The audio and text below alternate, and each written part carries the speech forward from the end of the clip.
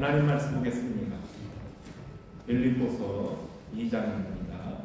5절로부터 8절에 있는 말씀. 저와 여러분 한 절씩 나누어 읽습니다. 너희 안에 이 마음을 품으라. 곧 그리스도 예수의 마음이니 그는 곧 하나님의 본체시나 하나님과 동등됨을 취할 것으로 여기지 아니하시고 오히려 자기를 비워 종의 형체를 가지사 사람들과 같이 되셨고 사람의 모양으로 나타나사 자기를 낮추시고 죽기까지 복종하셨으니 곧 십자가에 죽으십니다.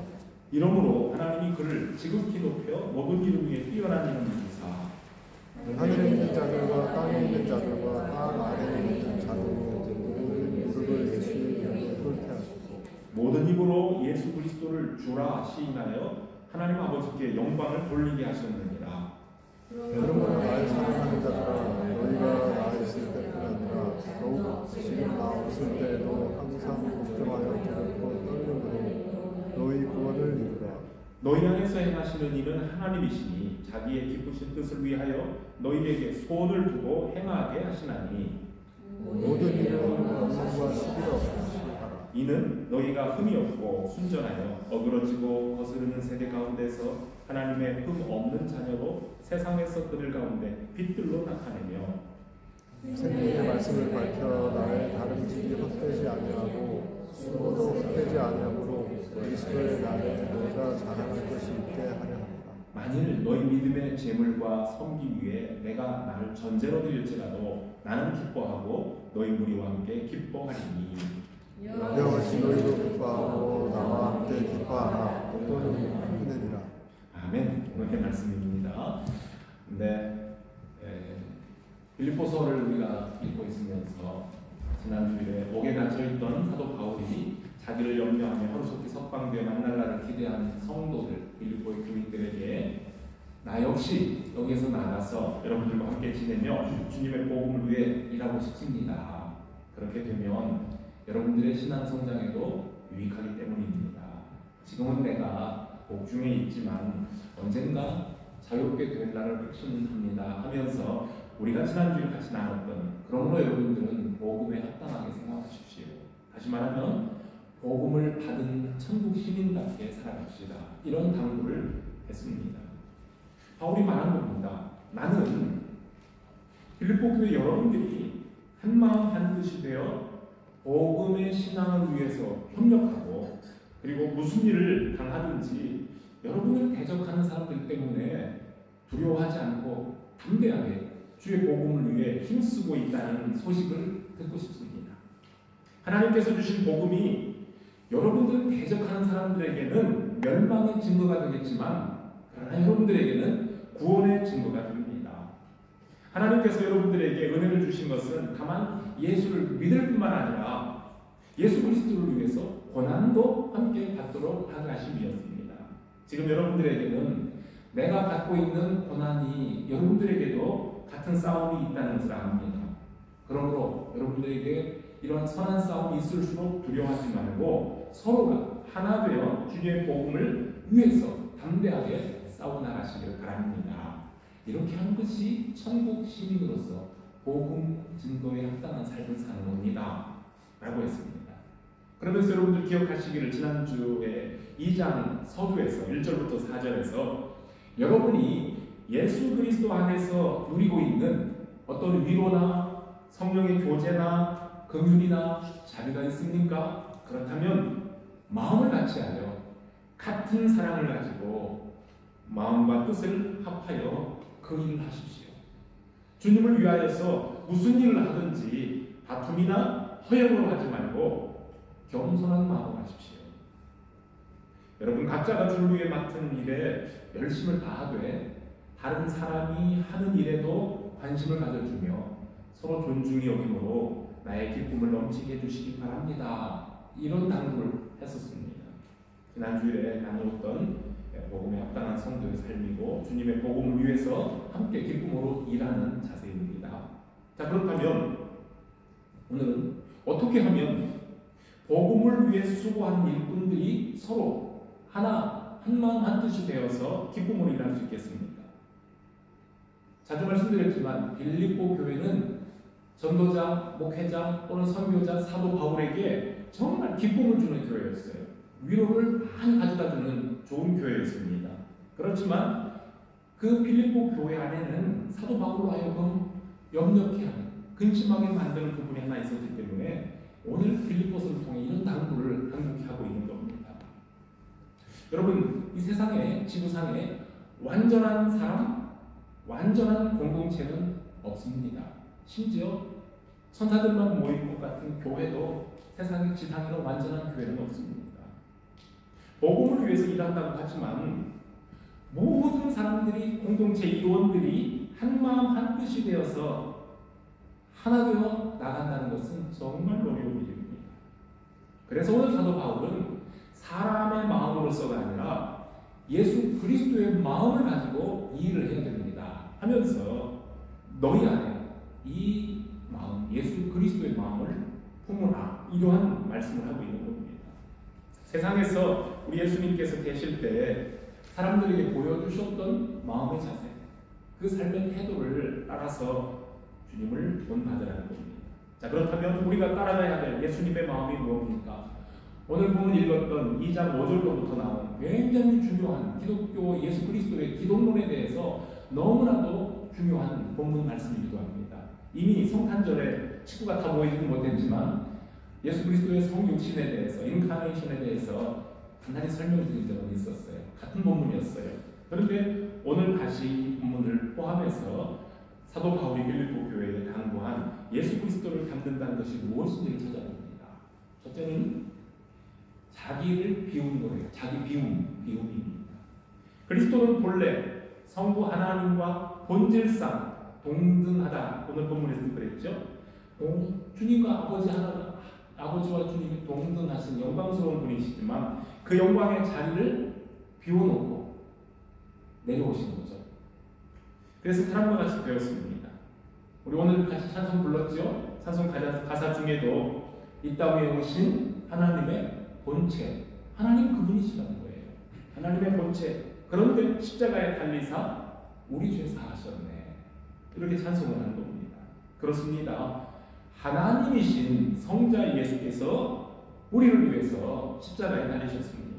이게 첫 번째 오늘 본문에서 예수님의 마음이고요. 또 하나 주님께서 보여주신 것은 자신을 낮추심입니다.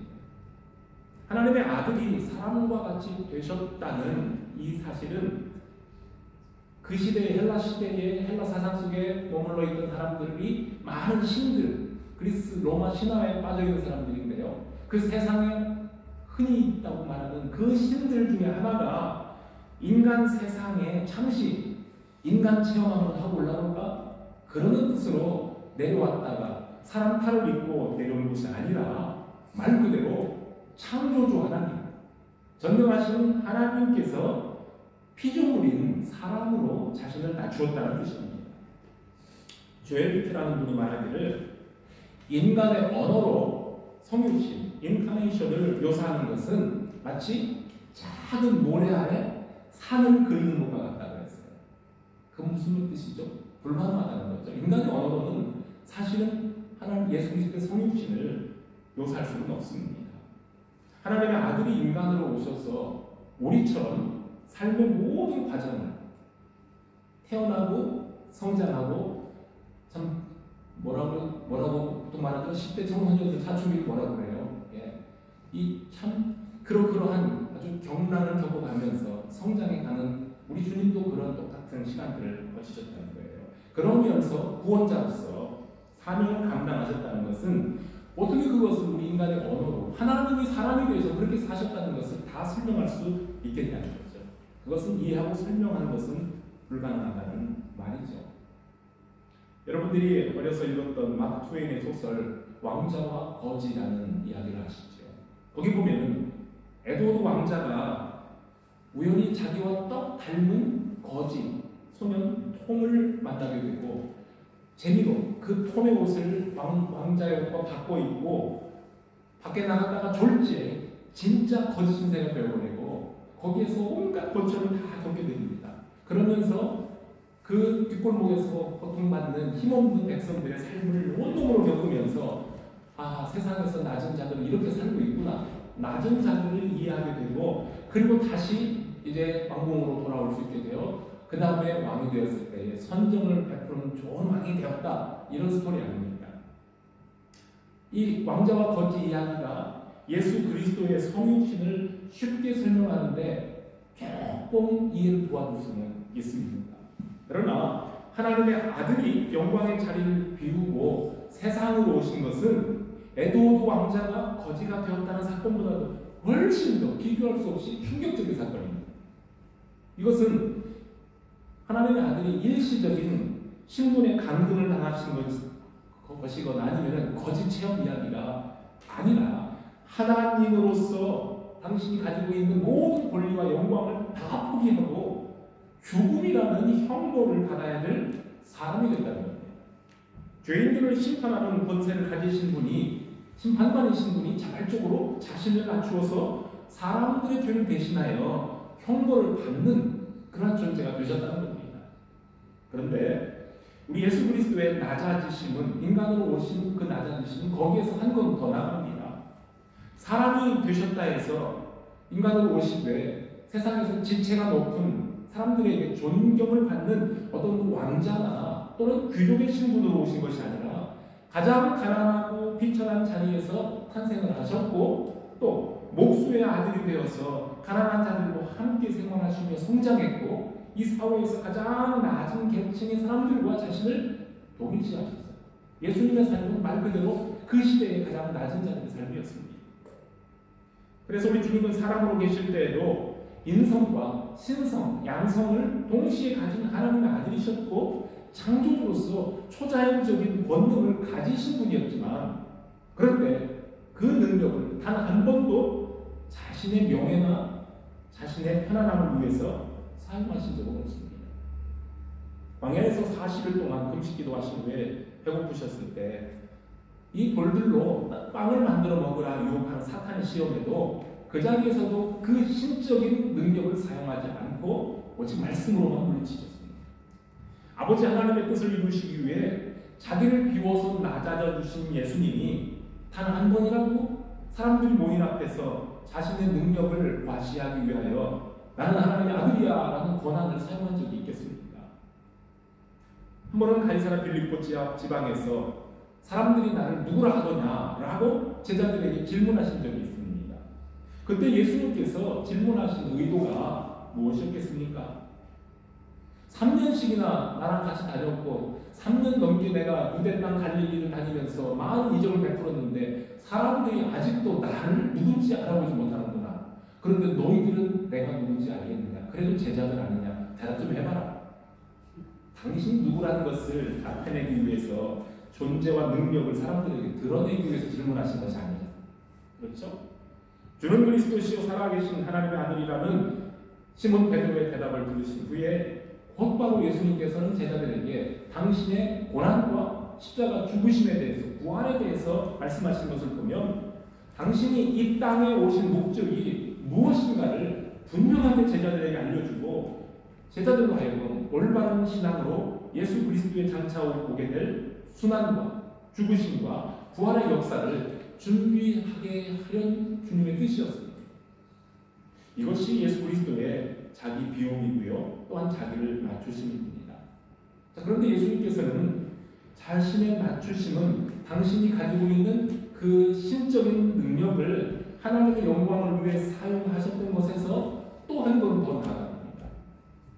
죄인을 구원하시려는 아버지의 뜻을 받들어 사람이 되신 예수님은 흉악한 강도들과 함께 골고다 언덕에서 형벌을 받는 죄인의 모양으로 죽으셨습니다. 그렇게 해서 아버지의 뜻에 순종을 하신 겁니다. 오늘 본문에 주시는 말씀이에요. 빌라도와 제사장들 앞에서 신문을 당하실 때에 네가 유대인의 왕이냐? 네가 그리스도라면 너 자신도 구원하고 우리도 구원해보라 하며 조롱하고 침뱉고 뺨을 치는 그러한 군병들과 군중들에게도 아무 말씀하지 않으시고 침묵하십니다. 네가 구원자라면 십자가에서 내려오라고 외치는 조롱 소리에도 그리스도께서는 끝까지 참고 견디시며 죽으심으로 우리의 구원을 이루셨습니다.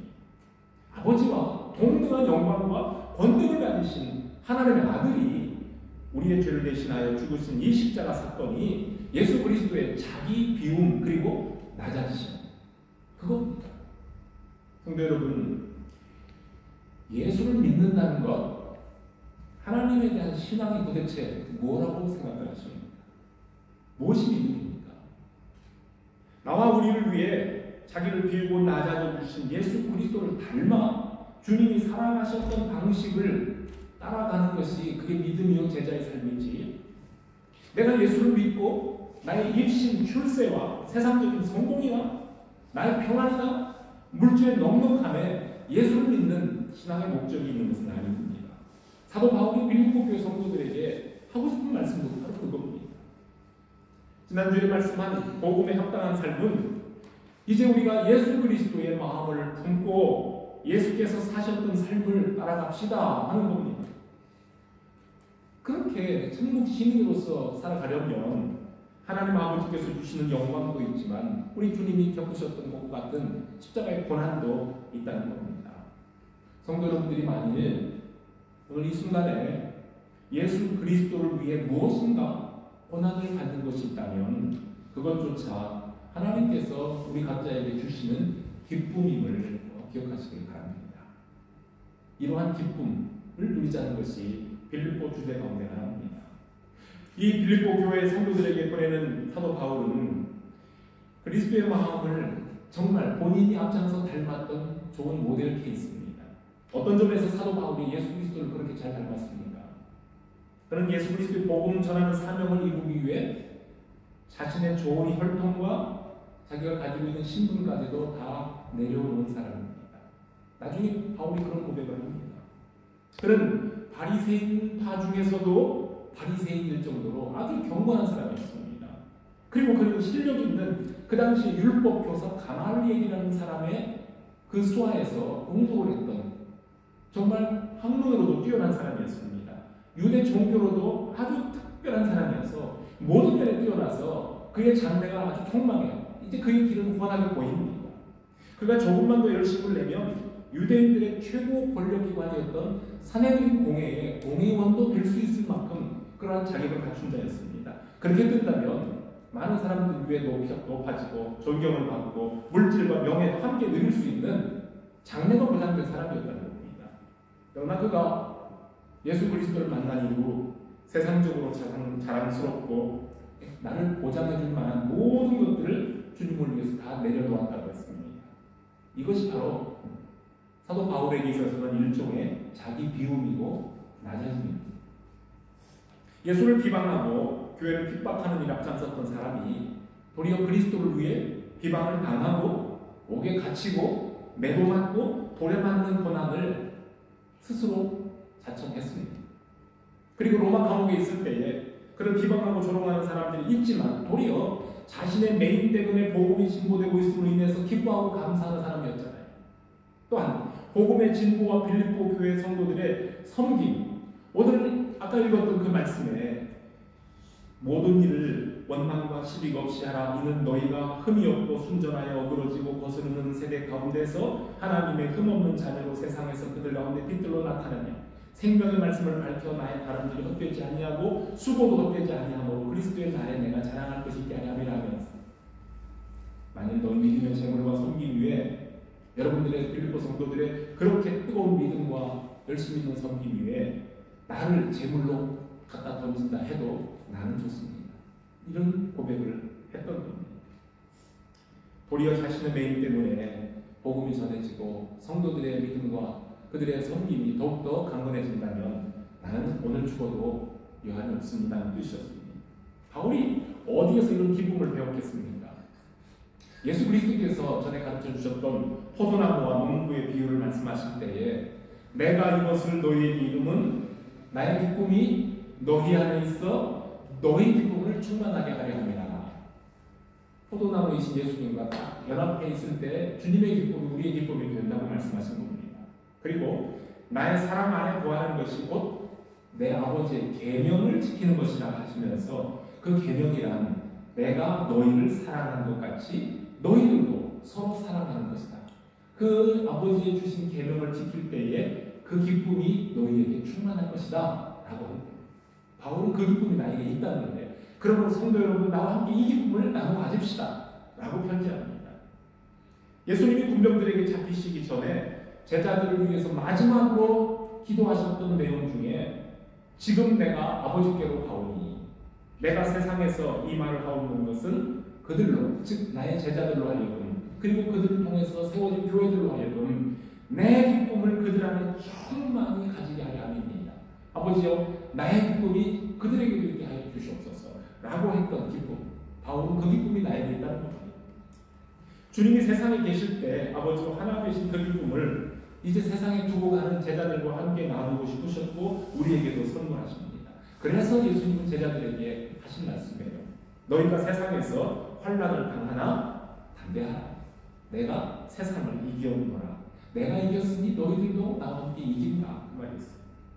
아버지와 항상 함께 하시며 아버지 하나님 안에서 모든 것을 넉넉히 이길 힘을 공급받으셨던 주님은 이제는 그 힘과 사랑을, 기쁨과 사랑을 사랑하는 제자들에게 남겨주시고 가시는 겁니다. 그리스도께서 아버지와 하나가 되어 당신이 받으신 사명을 완수하시며 기뻐하셨던 것처럼 저 여러분들이 그 사랑 안에 살고 있을 때에 주님의 기쁨이 우리 안에 충만하게 된다고 약속하십니다. 나를 낮추고 아버지 이름을 높이는 마음, 십자가에 죽기까지 복종하신 그리스도의 마음이 우리에게 있으면 그 기쁨이 우리의 기쁨입니다. 주님의 마음 닮아 나를 비우고 낮춤으로 아버지 뜻 이루는 일에 동참하는 그 사람이 이 땅에 살지만 천국의 기쁨을 미리 맛보는 사람들입니다. 바울은 빌립보 교회 성도들에게 그런 말씀을 합니다. 나의 다름질, 즉 나의 달려가는 길, 이것은 복음 전하는 일로 분주하게 다니는 일과 나의 수고가 헛되지 않고 주님이 다시 오시는 그날에 내가 주님 앞에서 자랑할 것이 있다면 빌립보 교회 여러분들의 믿음과 그 섬김 위에 나를 제물로 드려도 나는 기쁘다, 그렇게 말하는 겁니다. 내가 죽어도 유익하다는 바울의 솔직한 고백입니다. 영국의 유명한 설교자 캠벨 몰간이 이런 말씀을 했어요. 오늘 본문에 있는 그 말씀 인용해서 하는 말씀이에요. 내게 사는 것이 그리스도니 죽는 것도 유익하다 했던 바울의 말을 두고 캠벨 몰간 목사님이 독자들에게 이런 질문을 던집니다. 바울이 자신의 삶에 관한 이야기를 썼듯이 당신의 삶에 관해 솔직하게 써봅시다. 내게 사는 것이 돈이다. 내게 사는 것이 쾌락이다. 내게 사는 것이 명성이다 라고 써본 후에 내가 그것을 위해 죽는 것도 유익하다 라고 쓰면서 각자의 삶의 평가를 내려보자는 겁니다. 내게 사는 것이 돈이니 내가 죽는 것도 유익하다라고 쓸 수 있겠냐는 거예요. 여러분, 죽는다는 것은 손실이잖아요. 없어지는 거잖아요. 죽는다는 것은 손실이기 때문에 차마 내게 사는 것이 돈이니 그 뒤에 내가 죽는 것도 유익하다는 말을 쓰지 못한다면 그것은 그 돈이 당신의 삶의 내적인 그 의미이거나 목표가 아니라는 뜻이라는 거예요. 돈이나 쾌락이나 명성이 내 생명과 바꿀 만한 것이 못 됩니까? 그렇다면 그것들이 내 삶의 궁극 목표나 내 목적이 될 수도 없다는 말입니다. 그러나 우리 하나님께서 우리에게 주신 은혜로 말미암아 내게 사는 것이 그리스도라고 쓸 수 있다면 그 뒤에 죽는 것도 유익하다고 쓸 수 있게 됩니다. 그분을 위해 죽는 것은 그분, 즉 그리스도를 보다 분명하게 보는 것이며 그분께 더 가까이 나아가는 것이다. 이렇게 캠벨몰간 목사님이 독자들에게 말씀을 던졌습니다. 사도 바울은 그래서 차라리 내가 세상을 떠나서 그리스도와 함께 있는 것이 내게는 훨씬 좋은 일이라고, 그래서 나는 그렇게 하고 싶다라고 했던 겁니다.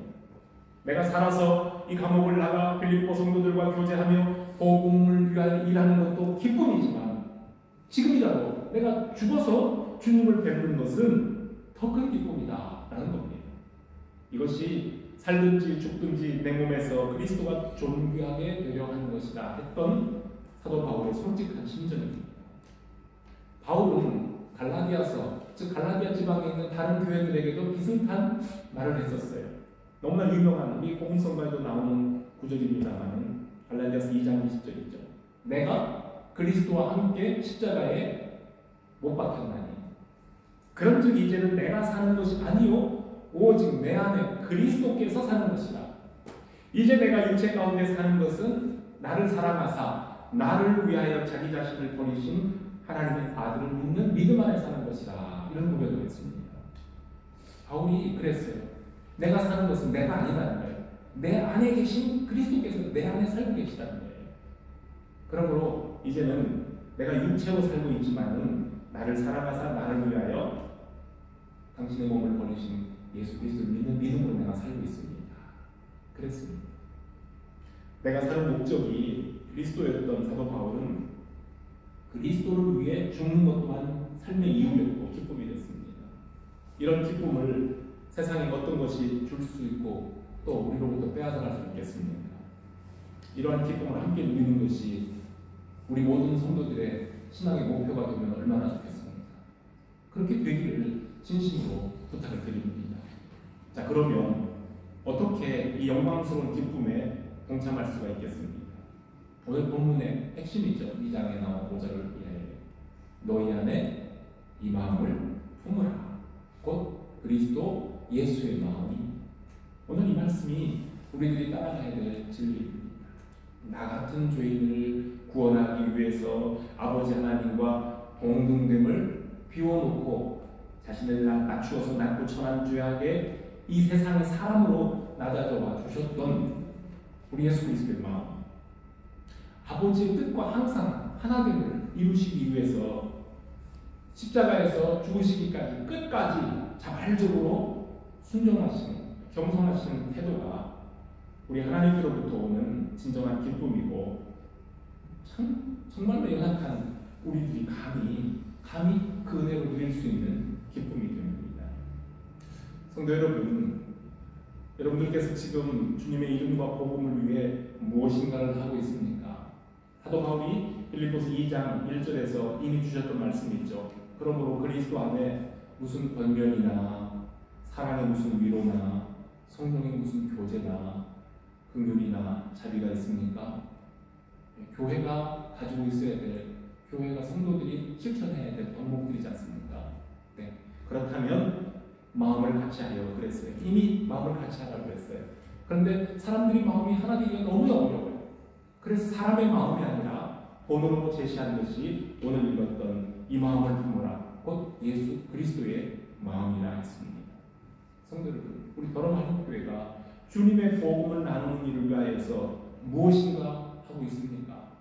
여러분들이 개인적으로 우리 교회 공동체가 뭔가를 주님을 위하여서 하고 있습니까? 그렇다면 우리 주님의 마음을 닮아서 우리 주님이 그렇게 하셨던 대로 그 자세를 가지고 행할 수 있기를 바랍니다. 바울이 얘기했습니다. 아무 일든지 다툼이나 허용으로 하지 말고, 다툼이나 허용으로 하지 말고, 그리고 오늘 말씀에 원망과 시비가 없이 하며, 이것은 나보다 남을 높여주며 항상 다른 사람을 먼저 생각해주면서 나의 존재는 감추어지고 내가 세상적으로 손해가 오고 때로는 희생이 따르고 때로는 원치 않는 고난이 따른다 할지라도 이것이 그렇게 사는 것이 우리 주님과 함께 걷는 신앙의 길이라면 분명히 우리에게 주님이 주시는 기쁨이 있습니다. 우리 예배 찬송할 때 우리 찬송 속에도 예배 찬송 속에 마르지 않는 샘 이런 고백을 하지 않습니까? 그것은 예수 그리스도의 은혜를 상징하는 말씀이고요. 우리 주님께서 우리에게 주시는 기쁨을 의미하는 말씀입니다. 그 사람이 주는 것이 아니고 세상이 주는 것이 아니고 오직 하나님께서만 주실 수 있는 참 기쁨. 그 기쁨 평안은 세상이 빼앗아갈 수가 없어요. 왜? 그 세상이 준 게 아니기 때문에 주님이 주신 거기 때문에 그 기쁨이 저와 여러분들에게 날마다 샘솟듯 일어날 수 있기를 바랍니다. 아버지의 뜻에 순종하여 영광을 돌리셨던 우리 예수 그리스도의 마음을 본받아서 아버지와 주님께서 늘 하나였던 그것을 본받아서 항상 복종하는 마음으로 두렵고 떨리는 마음으로 여러분들의 구원을 반갑게 이루어 가시기를 주님의 이름으로 축복합니다. 같이 기도하겠습니다. 자비로우신 아버지 하나님 감사합니다. 사도 바울은 본래는 예수 믿는 자들을 핍박하고 교회를 없이 하려 했던 사람이었지만 그가 예수 그리스도를 만난 이후로 자기의 삶의 방향을 완전히 바꾸고 이제부터는 예수 그리스도를 위하여 비방도 받고 고난도 받고 옥에도 갇히고 매도 받고 내가 차라리 예수 이름을 위하여서 죽는 것도 오히려 낫다고 고백할 정도로 그가 사는 목적이 예수 그리스도라고 분명히 고백했습니다. 그러면서 바울은 이런 기쁨과 이러한 삶의 목표가 나를 사랑하고 나를 지지해주는 우리 빌립보 교회와 성도들과 함께 나누는 기쁨이 되기를 소원했습니다. 아버지 하나님 감사합니다. 우리 도럼 안인교회에서 우리 주님께서 주시는 귀한 기쁨이 있고 감사가 있습니다. 도럼교회 성도들과 함께 주의 복음을 위하여 함께 수고할 수 있는 특권 주신 하나님 앞에 감사를 드립니다. 이 복음 나누는 일에 있어서 우리가 하나님의 영광을 위하여 주님의 이름을 높이기 위하여 나의 존재는 낮아지고 비워지고 오직 예수 그리스도의 이름과 그 복음의 능력만이 나타날 수 있도록 저희들을 사용하여 주십시오.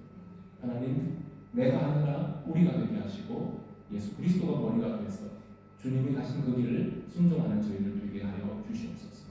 주님의 마음 닮아 주님 앞에 나아가는 또 한 주간 되게 하시고 우리 사랑하는 더러운 온 식구들이 되게 하여 주시기만을 간절히 소원하고 이 모든 말씀 예수 그리스도의 이름으로 기도합니다. 아멘.